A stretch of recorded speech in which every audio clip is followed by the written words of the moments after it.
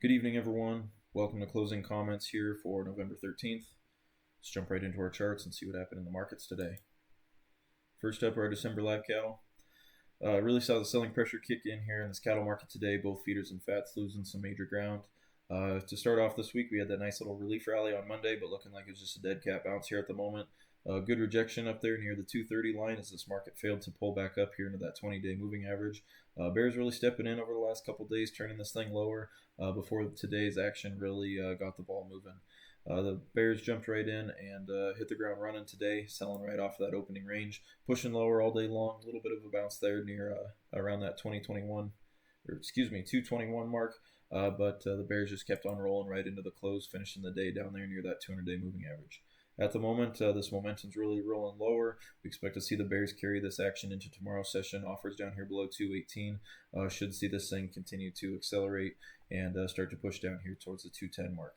Look for cattle market to continue pushing lower tomorrow. If the bulls manage to keep today's low intact and offer some support down here in between 218 and 223, may give them some to trade around as we head into next week. But at the moment, there's a lot of bearish momentum here, and we should see this kind of follow through into tomorrow's session.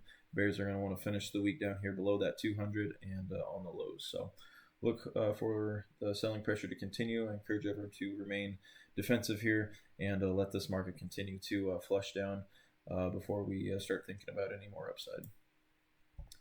Next up, January feeders following the same path. Early rally this week, showing good rejection the last couple days, failing up here in those prior week's value areas.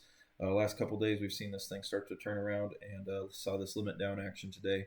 Really get the ball moving lower. Bears are rolling here. The limits stopped them from moving any lower, and so they will be attacking this 200-day moving average tomorrow. Look for them to start trading down here below 314 and try and get a close below that 200 and keep this downtrend rolling.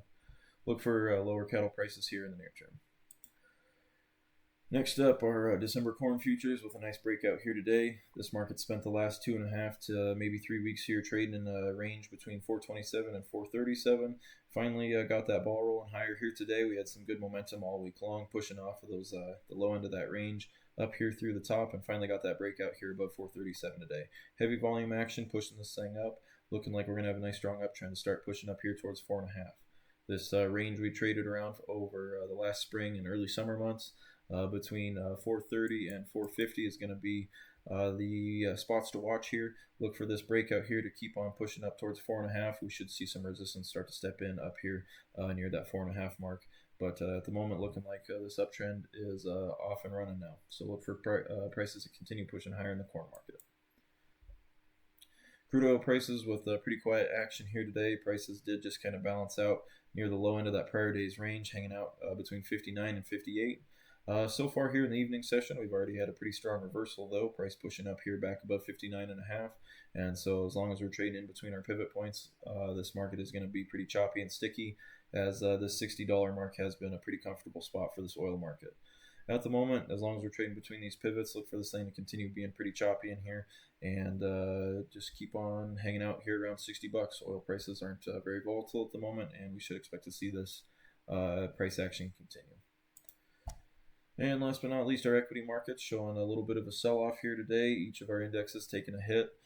We did see prices rally yesterday up into some new all-time highs on that Dow index, while we did see the NASDAQ and the S&P kind of lagging a little bit here. Selling pressure really hitting the ground running today right off the opening range. Prices ended up flushing right out the gate here and made a nice strong push back down below our bull pivot here for the week. At the moment, we did see some the leaders break down and some key moving averages and key support levels amongst the leading stocks starting to give way. Looking like it may be a time to start raising some cash and start getting defensive here. Nothing super concerning, but just this market has been pretty extended given this run since the April lows. If we do continue to push down here below that 50-day moving average, I would encourage everyone to continue to raise cash and get defensive here. We still have this big long range here from last Friday's action that could offer some more support, similar to how we played out last week. We did have that brief flush before snapping right back into the close and seeing this bounce. So we still could see some support here in between 66.55 and 67.72. pretty wide range to be trading around, but we do want to be cautious as it looks like we are putting in a lower high here across the S&P and the Nasdaq, which are the bulk of these indexes are going to be influenced by these two, the S&P and the Nasdaq, that is. So we want to be cautious. Any closes down here below the 50-day average for the week could signal a little bit of a bearish reversal. Like I said, nothing major, no bear market concerns or anything, but just a more deeper value pullback is to be expected. Something in the 8 to 10% range would be very healthy for this market after an almost 40% run we've seen here throughout the last 6-7 months. So we should see this thing start to pull back if we can continue to get some selling pressure into tomorrow's session. But we'll have to wait and see how we finish the week, and that will kind of lead the direction for the next leg out of here as we move into week 46. That's all we got for this evening. Thank you everyone for tuning in this week. We're off tomorrow, and we'll catch you guys over the weekend for our week 46 market watch.